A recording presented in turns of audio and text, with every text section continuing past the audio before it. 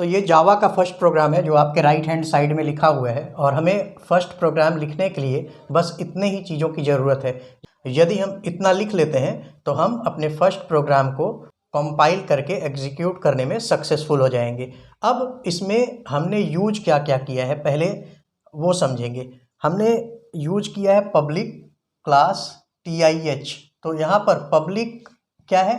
Public जो है वो है आपका एक्सेस मॉडिफायर या स्पेसिफायर भी बहुत जगह बोलते हैं, तो आप उसको स्पेसिफायर भी बोल सकते हैं। ठीक है। अब क्लास, क्लास क्या है? क्लास ये कीवर्ड है जो बताता है कि आप एक क्लास बना रहे हैं, और क्लास का नाम क्या है? ये TIH। क्लास का नाम क्या है? TIH। क्लास कीवर्ड है, और उसके बाद जो आप लिखते हैं वो होता है क्लास का नेम। तो ये जो पोर्शन है इसको आप अभी बोल सकते हैं कि ये या क्लास नेम। TIH जो है वो क्लास नेम हो गया। और उसके बाद क्लास स्टार्ट करने के लिए आपको ये ब्रैकेट देना होगा जो बताता है कि हमारा क्लास का जो बॉडी है वो स्टार्ट हो रहा है। मतलब अब हमने पहले लाइन में क्या किया, एक एक्सेस मॉडिफायर बता दिया जो बोलता है कि ये क्लास जो है वो पब्लिक है, मतलब ये एक्सेसिबल है कहीं से भी।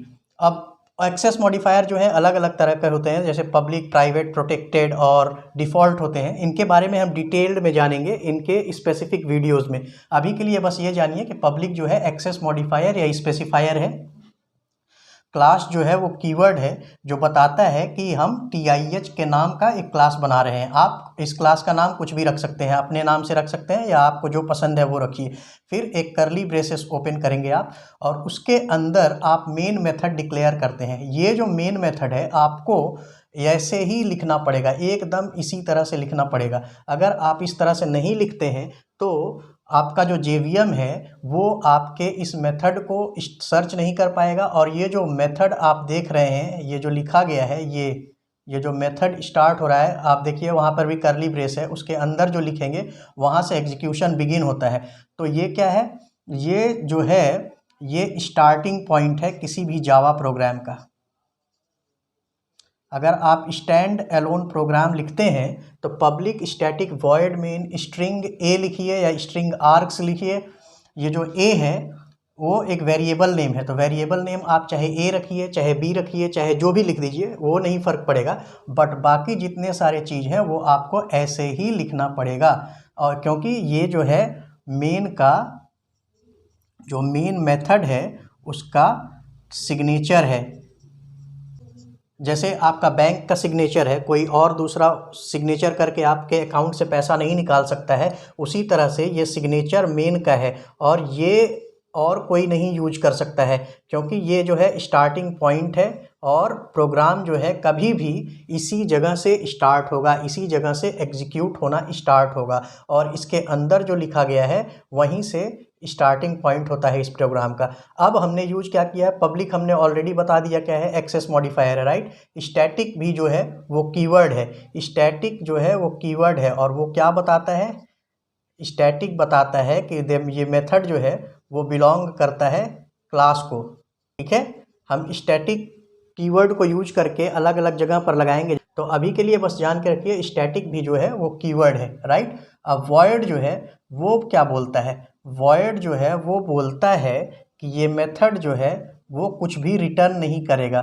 ठीक है, वो कुछ भी रिटर्न नहीं करेगा, ये मेथड जो है कुछ भी रिटर्न नहीं करने वाला है।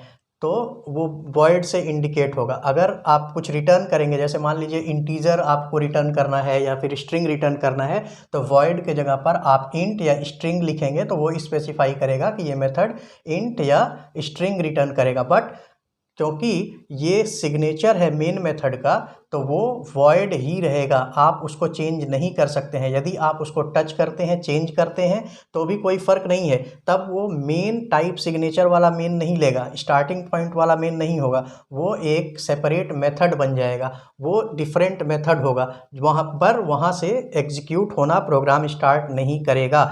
ये आप चेक करके देख सकते हैं, आप इसको चेंज कर सकते हैं। और मेन जो है वो स्मॉल लेटर से ही आपको ऐसे ही लिखना पड़ेगा। यदि आप मेन को इस तरह से कैपिटल लेटर लिख के वो मतलब इंडिकेट कर देते हैं, तो भी ये एरर नहीं देगा। ऐसा कोई मतलब कंपाइलेशन टाइम में एरर नहीं देगा, but it will be treated as a normal method. तो ये क्या है, अगर आप इसको मेन जो है कैपिटल से स्टार्ट कर देते हैं इंस्टेड ऑफ स्मॉल, या जैसे वो लिखा हुआ है वैसे नहीं लिख के आप किसी और तरह से लिखते हैं, तो वो क्या है, वो भी इशू नहीं करेगा, वो ट्रीट करेगा as a normal method. But जब आप प्रोग्राम को एग्जीक्यूट करेंगे तब आपको एरर आएगा। एरर क्या आएगा, not able to find main. ये JVM आपको एरर भेजेगा जब आप इसको एग्जीक्यूट करेंगे, रन करेंगे, तब वो क्या देगा कि error not able to find main with type signature. ये तो आपका ये वो खोजना स्टार्ट करेगा, ठीक है। तो ये उसको मिलेगा नहीं, उसको मिलेगा ये मेन, तो ये मेन जो है एक नॉर्मल मेथड की तरह ट्रीट होगा, तो यहाँ से प्रोग्राम एग्जीक्यूशन बिगिन नहीं हो सकता है, इसीलिए ये एरर आएगा। तो आप अगर उसको चेंज करके स्मॉल में कर देंगे तो आप देखेंगे आपके इसके अंदर जो कोड लिखा गया है वो एग्जीक्यूट कर जाएगा। तो ये हो गया टाइप सिग्नेचर। स्ट्रिंग ए जो है वो पैरामीटर लेता है ड्यूरिंग एग्जीक्यूशन। आप इसे पैरामीटर पास कर सकते हैं कमांड लाइन से, जैसे कि आप बोल सकते हैं कि आप इनपुट लेना चाहते हैं या कोई पैरामीटर पास करना चाहते हैं एग्जीक्यूशन के टाइम पे फ्रॉम कमांड फ्रॉम, तो आप एक एरे के फॉर्मेट में उसे इनपुट पास कर सकते हैं, ठीक है। अब ये हमने देख लिया दूसरे लाइन को। अब आते हैं नीचे, तो ये सिस्टम डॉट आउट जो है, सिस्टम जो है वो क्लास है, उसके अंदर आउट एक मेथड है, उसके अंदर प्रिंट एक मेथड है जो आपको कुछ भी प्रिंट करने में मदद करता है। तो यहाँ हम सिंपल स्टेटमेंट प्रिंट कर रहे हैं हेलो वर्ल्ड। तो ये जब आप प्रोग्राम एक्लिप्स में रन करके एग्जीक्यूट करेंगे तो आपका एक सिंपल मैसेज कंसोल में शो करेगा जो कि दिखाएगा हेलो ट्यूटोरियल्स इन हैंड, और ये आपका प्रोग्राम जो है प्रिंट करेगा। तो system dot out dot print. अब यहाँ पर प्रिंट जो है, यहाँ पर आपको ध्यान रखना है कि प्रिंट के साथ साथ एक और मेथड आता है जिसे कहते हैं प्रिंट एलन। तो प्रिंट एलन और प्रिंट के बीच का डिफरेंस जो है हम आपको नेक्स्ट वीडियो में दिखाएंगे कि वो कैसे काम करता है। प्रिंट जो है वो न्यू लाइन में नहीं प्रिंट करता है, बट जब आप LN यूज करते हैं तो वो आपको न्यू लाइन में यूज करता है। मतलब अगर आप system dot out dot print hello tutorials in hand लिखे हैं, उसके बाद एक लाइन और आप लिखिए system dot out dot print, यही सेम चीज़, और यहाँ पर कुछ और लाइन कुछ और प्रिंट कर दीजिए, जैसे हाई प्रिंट कर दीजिए, तो क्या होगा, तो ऐसे प्रिंट करेगा hello tutorials in and high. और हो सकता है आप वो जो हाई था वहाँ नहीं प्रिंट करके आप न्यू लाइन में प्रिंट करना चाहते होंगे, तो उसके लिए आप प्रिंट नहीं प्रिंट LN यूज कीजिएगा, तब वो जो है न्यू लाइन में नेक्स्ट वाला प्रिंट होगा। तो इसको हम समझेंगे नेक्स्ट वीडियो में, ठीक है। एक्लिप्स में मैं आपको इसे करके दिखाऊंगा, तब आपको ज़्यादा क्लियर समझ में आएगा। तो ये हो गया 3 लाइन जो हमारे फर्स्ट प्रोग्राम में लगता है। तो यहाँ पर प्रिंट होने के बाद अब सब कुछ क्लोज हो रहा है, मतलब ओपनिंग ब्रैकेट सब खत्म हो गए। ये पहला क्लोजिंग ब्रैकेट किसका है, जो मेन का हमने ओपन किया था वो यहाँ पर ख़त्म हो रहा है, और जो क्लास का हमने ब्रैकेट ओपन किया था वो यहाँ ख़त्म हो रहा है। और ये बताता है कि हमारा जो पहला प्रोग्राम है वो कंप्लीट हो गया। तो आशा करते हैं आपको यहाँ पर जो जो यूज किया गया है उसके बारे में एटलीस्ट कुछ नॉलेज हो गया होगा। अब इसके बारे में इन डेप्थ हम नेक्स्ट वीडियोस में स्पेसिफिक टू दैट कॉन्सेप्ट जब हम वीडियोस बनाएंगे तो आपको ज़्यादा बेटर वे में समझ में आएगा। होप आपको ये पसंद आया होगा। यदि आपको पसंद आया है तो प्लीज़ लाइक एंड सब्सक्राइब जरूर कीजिएगा।